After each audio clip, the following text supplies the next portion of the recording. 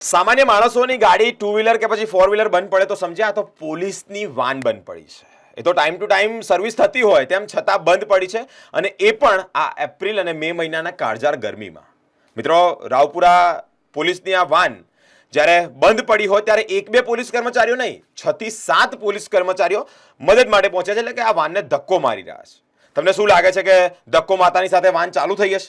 ના, ધક્કો માર્યા પછી પણ આ વાન જે છે તે બંધ જ હાલતમાં રહી છે. એટલે મિત્રો, રાવપુરા પોલીસ સ્ટેશન પાસે ફરી મૂકી દેવામાં આવી છે. રાવપુરા પોલીસ સ્ટેશન પાસે પોલીસની પીસીઆર વાન જે છે તે બંધ પડી. મિત્રો, પીસીઆર વેનને ચાલુ કરવા માટે પોલીસે કસરત કરવી પડી છે. પીસીઆર વેન ચાલુ કરવા માટે એક બે નહીં પરંતુ 7 થી 8 જેટલા પોલીસ કર્મચારીઓએ ધક્કા માર્યા છે.